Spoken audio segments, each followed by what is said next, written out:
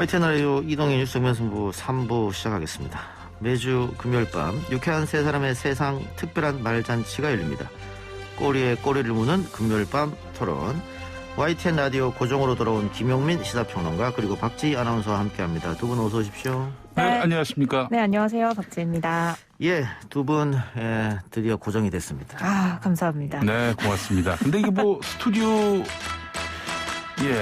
음악까지 틀어주시고. 예. 환영합니다. 네, 감사합니다. 아니 지금 뭐 코로나로 인해서 한 스튜디오에 들어가기가 못해서 네. 지금 두 분께서는 BC 스튜디오에 이렇게 아. 격리 조치를 이 취했어요. 전화 연결하고 뭐가 다르죠? 아니야. 이게 보이는 라디오로 나가요, 두 분이. 아, 그래요? 네. 알겠습니다. 저는 뭐 창문 너머로 두 분을 보고 있습니다. 그러니까요. 이렇게. 네. 보이는 라디오로 두 분 나가니까. 예. 그리고 지난주, 저희가 원래 제 혼자 할 때는 1000명에서 1500명 사이로 이렇게 보이는 라디오 실시간 시청자가 계시는데 지난주 두 분 오셔서 5000명 찍었거든요. 아이고 네. 세상에. 오늘 시작하자마자 또 2000명으로 출발합니다. 아하. 고맙습니다. 더 들어오실 겁니다. 예, 네. 그럼 더 들어와야 되죠. 왜냐하면 이번 1사분기 라디오 청취율 결과가 나왔는데 네. 좋지 않아요. 저희를 좀 더 일찍 부르셨다면 그래서 좋았을 이제 텐데요. 두 분이 좀 노력해 주셔서 다음 라운드 때는 다시 지난번보다 더 잘 나오게끔 위험합니다. 압박 주시는 건가요? 위험합니다. 지금 예. 지난주 사실은 제가 농담으로 사장님이 퇴근길에 듣고 있다 이렇게 말씀드렸잖아요. 네네. 라이브로 들었답니다. 진짜. 아이고. 지금도 듣고 계실 거예요. 갑자기 그래요. 떨리네요. 뭐, 네. 저 사장님께 드릴 말씀이 있는데, 예. 일주일에 하루만 청취율 조사는 안 하지 않습니까? 네, 그래요. 월화수목금 다 출연시켜달라. 아니 뭐 두 분이 이제 뭐 또 나름 각자의 또 영역에서 활동하는 게 있으니까 없습니다. 없어요? 네, 없어요. 거기서 많이 좀 홍보 좀 해주세요. 예, 자, 알겠습니다. 알겠습니다. 자, 우리 이 꼬리에 꼬리를 무는 토론은 우리가 질문을 하게 되면 답을 하게 되는데 그 답 이어서 또 다른 질문으로 이어지지 않습니까? 네. 그렇게 해서 이렇게 제목을 정해봤습니다. 정치 전략까지 첨언해서. 근데 뭐 거창하게 하는 소리고요. 그냥 이 시간에는 아무 말 대잔치를 하는 걸로. 다만 우리 김용민 평론가가 이 정치 시사평론계에서 일하신 지 한 20년 가까이 되지 않습니까? 그렇습니다. 예. 와. 거의 살아남은 사람이 유일해요. 한 20년 동안. 예. 살아남으신 거 맞죠? 그럼요. 아니요. 한 2년 전에 죽었고요. 예. 지금 부활했습니다. 알겠습니다. 예. 예. 그리고 뭐 저도 김용민 PD보다는 뭐 경험은 적지만은 네. 또 이 정치 평론에 넘버 1, 2를 달린다고 스스로 자부하게 되니까. 넘버원, 투를 같이 달리는 사람은 누굽니까? 뭐 저밖에 모르겠어요. 기억이 안 나요. 예. 완투니까. 예. 그래서 하여튼 우리 청취자분들께 좋은 정보하고 정치의 뒷이면을 이 시간에 들려드리겠습니다. 그래서 지난주에도 그랬듯이 이제 진행은 박지희 아나운서가 대신 좀 맡아주시길 바라겠습니다. 자, 그러면 마이크를 박지희 아나운서에게 넘깁니다. 네. 꼬리에 꼬리를 무는 금요일 밤 토론회입니다. 지금부터 본격적으로 시작을 해볼 텐데요. 자, 꼬꼬무 토론회 패널. 뭐 다들 아시겠지만 첫날이니까 한번 소개를 해볼게요. 자, 조곤조곤 할 말 안 할 말 못 가리는 게 아니라 안 가리는 정치평론계의 대모 김엄마 김용민 평론가 나와 계시고요. 자, 그리고 본인의 정치 성향과는 전혀 상관없이 어느 쪽이든 여당이든 야당이든 삐딱선을 타면서 잘근잘근 맛있게 씹어먹는 정치평론계의 대부 이동영 작가와 함께합니다. 자, 그러면은 오늘 두 분의 썰을 풀어줄 첫 번째 주제부터 듣고 올까요? 국민 여러분 안녕하십니까, MB입니다. 직속 후배를 위해 나섰습니다. 내도 한때 대통령이 했으니까 새로 대통령 뽑히면 내 후배지 뭐. 대선까지 남은 시간 오늘로 D-306일입니다. 근데 가만 보니까 민주당이 좀 시끄러워질 것 같아요. 내가 이걸 왜 아는지 모르겠는데 아무튼 당헌 당규상 후보를 대선 180일 전까지 선출해야 되는데 최근에 전재수 거기가 그 경선 연기하자고 입장문을 내놨더라고. 김두관이도 관련 발언을 했다고 하고 이재명이는 당연히 반대하겠지. 이거 아주 판이 재밌게 돌아갈 것 같아요. 자, 그러면 사회자 너 이름이 뭐지? 박지희 아나운서 계속 좀 진행해 주시겠습니까?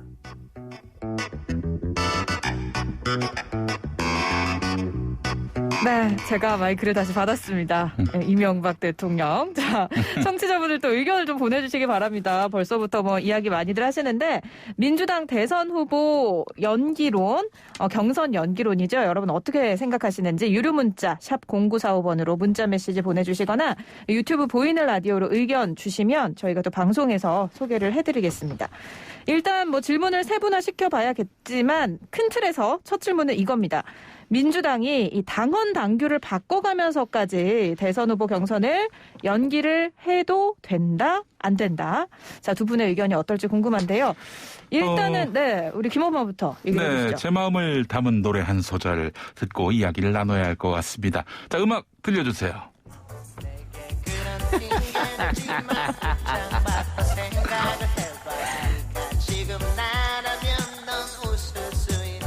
그러니까 선거 반년 전, 선거 180일 전에 대선 후보를 정하기로 한 당원 당규는 지난 2012년 대선에서 문재인 후보가 패배했잖아요. 박근혜 후보한테.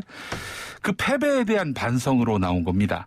당시 새누리당 박근혜 후보는 대선 6개월 전에 대선 후보가 돼서 전국을 그야말로 바닥 훑고 다녔는데 상대당인 민주통합당은 그보다 2달 뒤인 9월 중순, 즉 3개월 전에 후보가 결정됐습니다. 문재인 후보로 말이죠.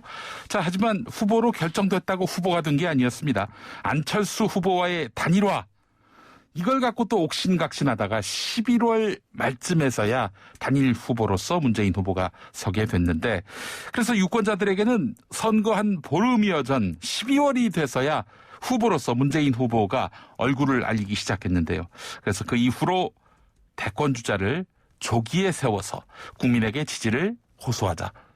그 차원에서 더불어민주당의 당원 당규 180일 전에 후보를 결정하자.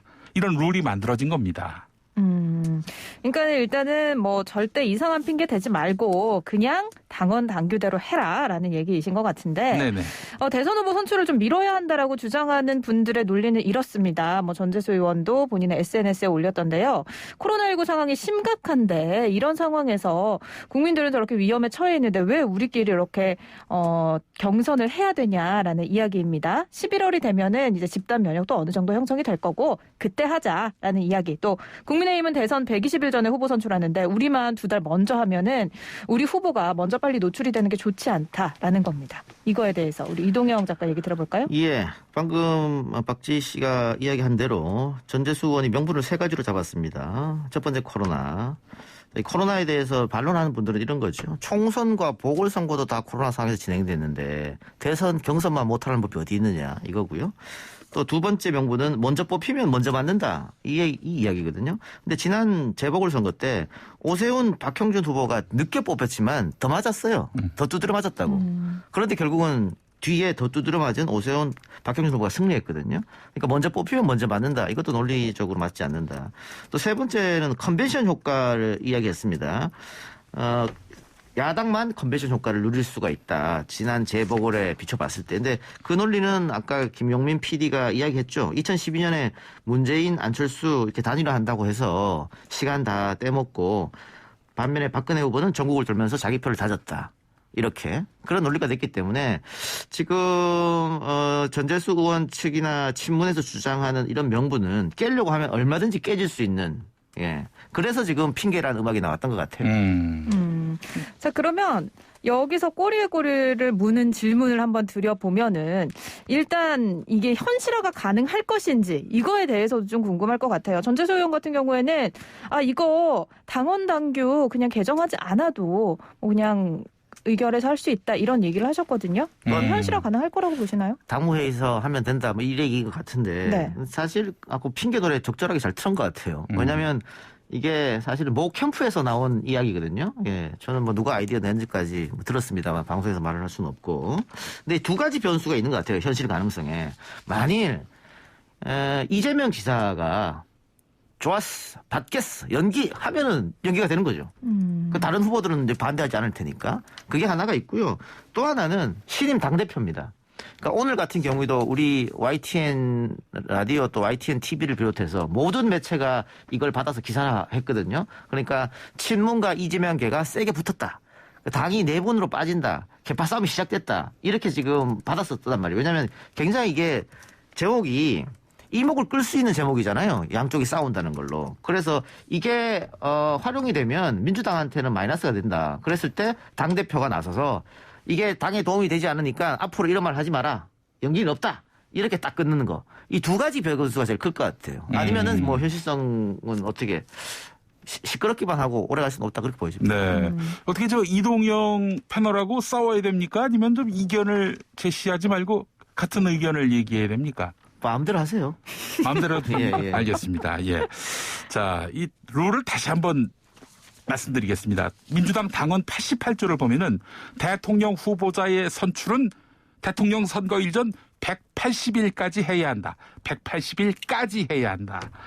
다만 상당한 사유가 있을 때에는 당무위원회의 의결로 달리 정할 수 있다 이렇게 되어 있는데 상당한 사유라 한다면은 천재지변 같은 국가 재난 상황 등일 텐데 아마 전재수 의원은 이걸 코로나19라고 말하는 것 같아요. 하지만 코로나 이후에 말씀하신 대로 총선이 있었고 대한민국에서 제일 큰 도시 또 다음 큰 도시 시장을 뽑는 보궐선거가 있었고 아울러 민주당만 2번의 전당대회가 있었습니다. 총선도 있었다고 말씀드렸네요. 대선을 미루는 사안이 아닌 이상 코로나는 이유가 될 수 없습니다. 게다가 8월에 코로나 백신이 대량 생산됩니다. 코로나 상황이 호전될 가능성이 대단히 커 보이는데 아니 그런데 말이죠. 이 사전 물밑 논의 없이 불쑥 아이디어 제시처럼 제안을 했는데 이거는 후보 간에 합의할 사안입니다. 뭐 당원을 떠나서 합의가 돼야 하는 거 아니에요? 게임의 룰이 바뀌는 건데 제안한 사람이 주장한다고 될 일이 아닙니다. 설령 전재수 의원이 대권 후보라도 안 돼요. 합의가 안 되면은. 그래서 또 전재수 의원 페이스북에 달린 댓글을 보니까 지지하는 글이 거의 없어요. 그래서 갈등의 요인이 되기는커녕 그냥 뭐 한번 제안하다 말 그런 어떤 아이디어가 아닐까 하는 생각이 드네요. 예. 알겠습니다.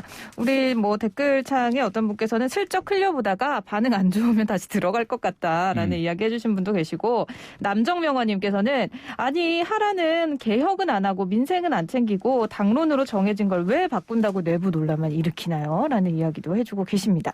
자, 뭐 저기 네. 문자로 오신 분들은 지금 샵 0945로 7233-872-2513-44 4번님, 또 2099님, 이런 분들은 모두가 다 반대입니다. 그러니까 찬성은 없어요. 거의 다 지금 반대 의견을 주고 계시는데 아마 지난 재보궐선거의 화두가 공정이었잖아요. 그런 걸 봤을 때 약속은 또 룰은 지켜야 되는 거 아니냐 이런 의견이신 것 같습니다. 네. 저도 좀 한마디 덧붙이면은 전재수 의원의 경선 연기 주장은 아마 코로나19 때문에 경선이 민주당만의 리그가 될 수 있다. 이 점에 핵심이 있는 것 같아요.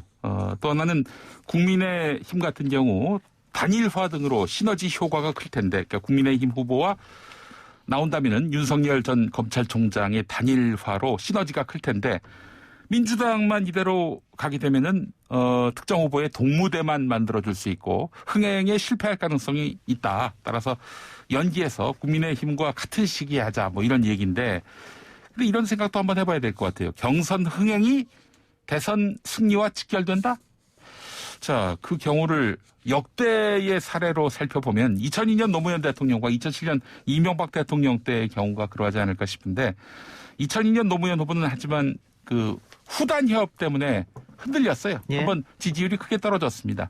그러다가 이제 막판 정몽준 후보와의 단일화로 승기를 붙였기 때문에 뭐 이 경선 흥행이 대선 승리와 직결된다의 사례가 될 수는 없을 것 같고 이명박 후보 같은 경우 이미 뭐 여권 후보의 낮은 지지도와 노무현 대통령 지지율 하락으로 일찌감치 정권 교체 흐름을 탔습니다. 그래서 경선 흥행이 곧 대선 승리라는 도식은 그 신뢰를 찾을 수가 없다고 보는데 그 나머지는 어떠냐? 그 나머지 대선 승리한 후보들을 보면은 대개 대세론으로 탄생한 후보가 대통령에 당선됐습니다. 그래서 경선 흥행 만능론 요거는 동의받기 어려울 것 같아요. 네, 지금 뭐 우리 김 엄마께서 좋은 얘기를 해주셨는데 바이올렛 윤님께서 아니 이거 경선 연기한다고 안 될 사람이 됩니까? 이런 얘기를 해주셨거든요.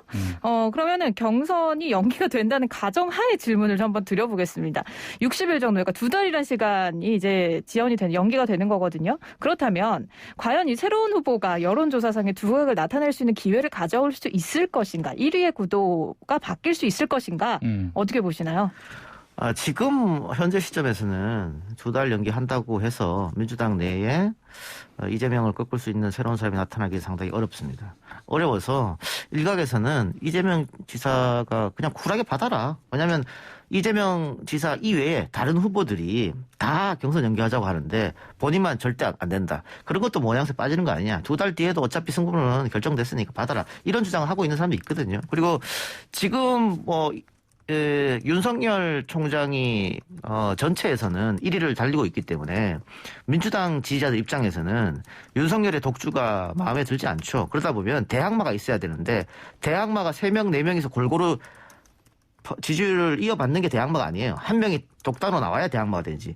그렇게 되면 이재명 쪽으로 더 쏠릴 현상이 있거든요. 그래서 2달이라는 기회가 있다고 하더라도 판은 뒤집어지긴 좀 어렵다. 그렇게 보입니다. 또 국민은 반짝 떠오른 후보를 대통령으로 선택한 선례가 없습니다.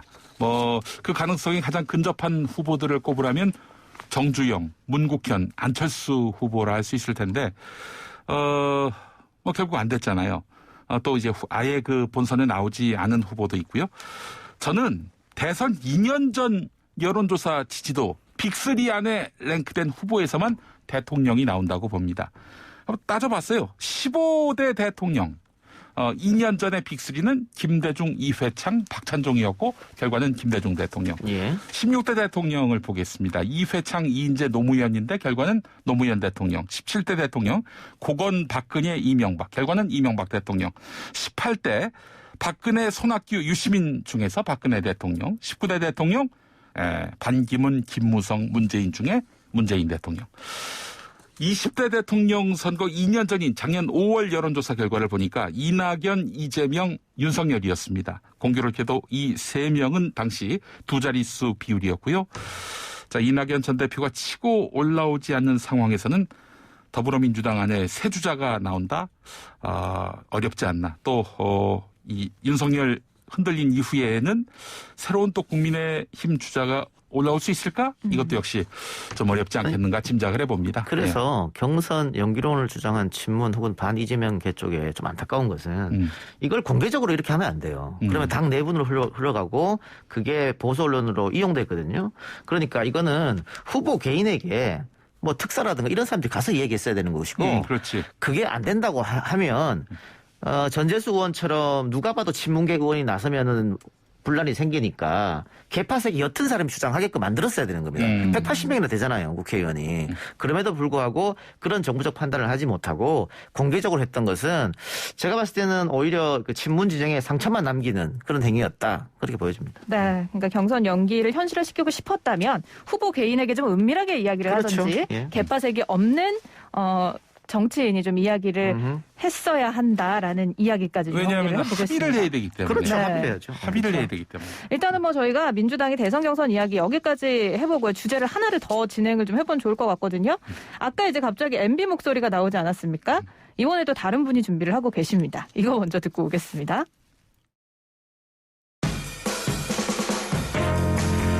안녕하십니까. 잘 씁니다. 우리 윤석열 총장님 요즘 잘 나가시던데요.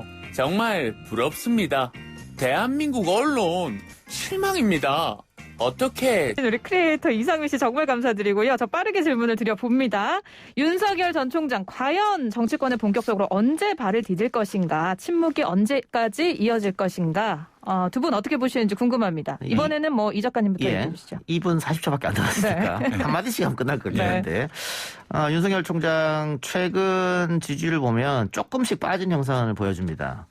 지난 재보궐과 비교했을 때 그거는 윤석열 전 총장의 자맹 시간 너무 길어지고 있다. 그래서 많은 국민들로부터 관심이 조금 멀어졌다. 그래서 이제 매달 한 2%씩 정도 빠지고 있는 거거든요. 그래서 본인도 상당히 고민이 있을 거예요. 내가 등장은 하긴 해야 되는데 언제 등장하는 게 나한테 가장 이득이 될 것이냐.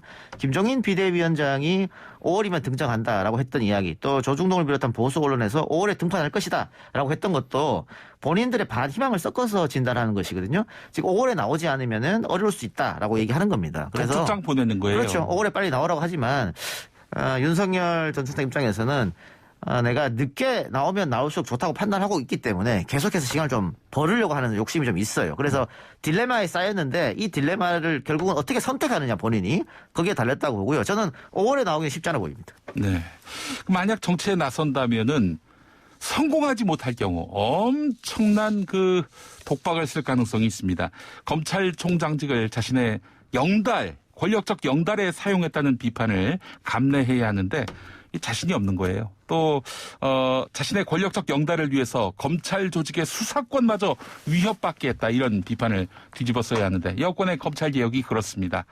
또 하나의 걱정은 국민의힘에 들어가서 권력투쟁을 전개해서 대선 후보가 되든지 아니면 제3지대에서 신당 창당을 하든지 해야 하는데, 신당 창당을 할 경우 지난 대통령 선거 때 문재인 후보가 500억을 썼는데 개인이 그 500억을 감당해야 합니다. 어느 것 하나 쉬운 일이 없어요.